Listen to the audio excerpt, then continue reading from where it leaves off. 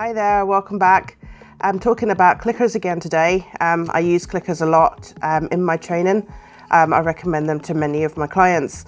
There's lots of good reasons for that. Mostly it's because it's a really positive way to train a dog. It's a really specific way of marking the behavior that you want. So it helps your dog to understand what you want them to do, and it makes it easier for them to succeed at and doing what you want. So it's a really good system for training dogs. But today particularly I'm going to talk about using a clicker to train a reactive dog, and specifically a dog that's reacting to something that's in their environment. So maybe something they're approaching, perhaps another dog or a person, that kind of thing, bike, skateboarder. Those sorts of things are quite common triggers to dogs when they're out on their walks.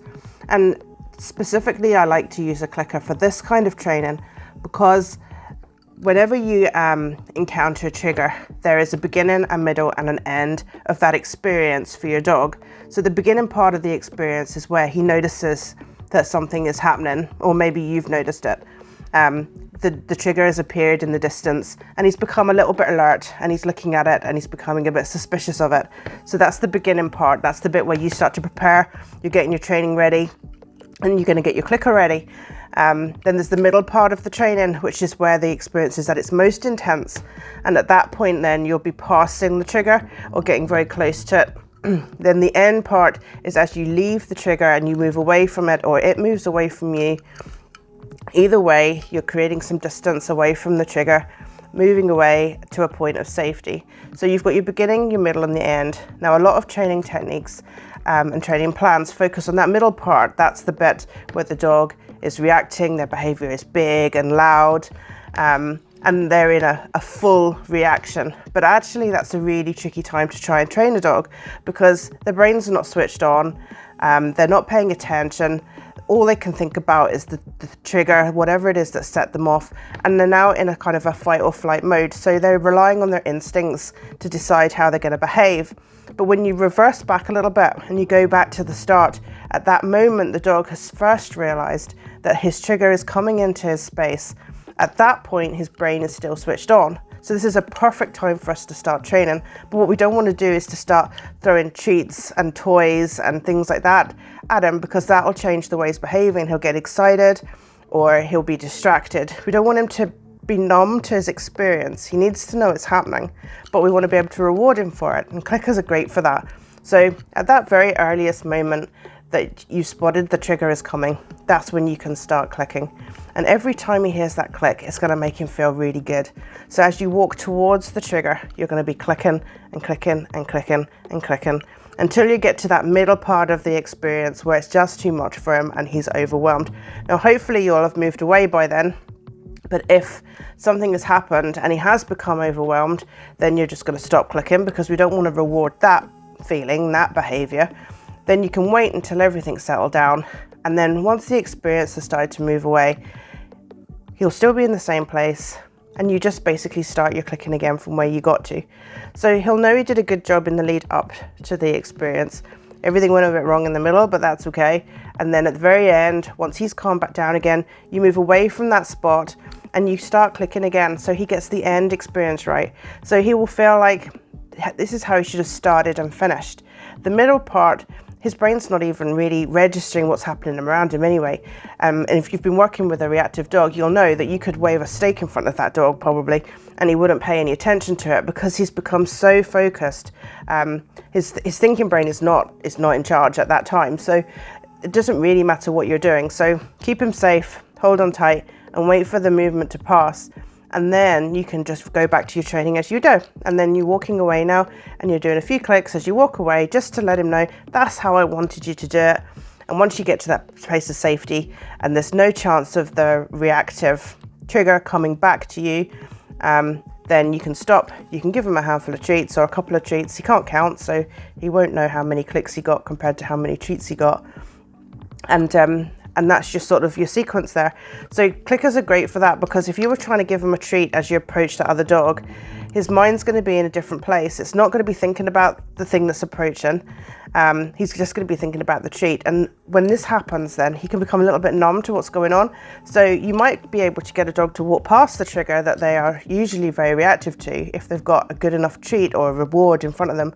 But then they haven't really learned anything, because all they've done is pass something, and they weren't looking at it, they weren't paying attention to it, and they weren't experiencing the same feelings they usually have. They didn't manage that experience themselves. So using a clicker means you can approach. If everything goes wrong in the middle, that's okay. And then at the end, you get the end part right.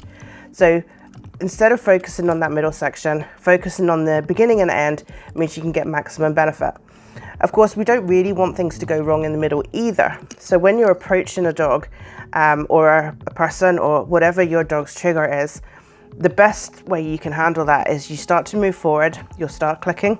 This is what I want, keep doing it, keep doing it, keep doing it. He'll be nice and calm. And at the point where you feel like he's starting to become a little bit overwhelmed, that's the part in which you make your space.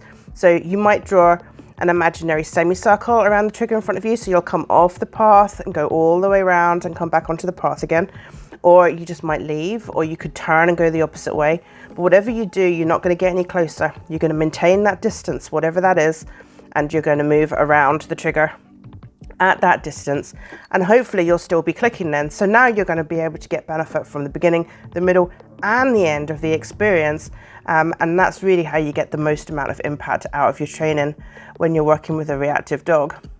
I've done a video before about clicker training, and I've done a blog as well about how to introduce a clicker, but there's another good reason as to why clickers work really, really well, and I'm going to explain that to you now as well, because it's quite relevant to this whole beginning, middle and end situation. So when you teach your dog to associate a click with a treat, when they hear the click, it spikes a little bit of dopamine in their brain. That's the happy hormone. That's the bit that makes them feel good. That's in the reward center of their brain. So when that spikes, they'll go, ooh, I'm feeling good and I want to keep doing whatever it is that I'm doing. But unlike using a normal treat, because the clicker has become a predictor of a treat, that good feeling doesn't entirely subside. It stays at a higher level until they get their treat. So that anticipation gives them a really good feeling as well. So in between the clicks, they're still feeling good. That dopamine level is still high, and they're still getting a little buzz. And they will continue to get that buzz, and every time you give them another click, then it has another peak, and then it goes along like this, and then another peak when they get another click, and so on, until eventually you find your safe space, and then you get your treat.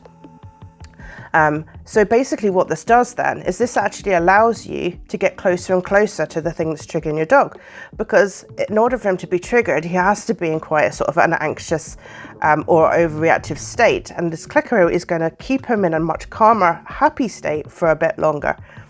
So as you use your clicker over time and repetition, that distance in which you feel like he might be about to overwhelm will get smaller and smaller and smaller, until one day you'll be clicking and walking and you'll be heading towards your trigger, and you'll just keep walking straight by, click, click, click all the way, because that click will be making him feel good, and that feeling will carry him all the way through the experience.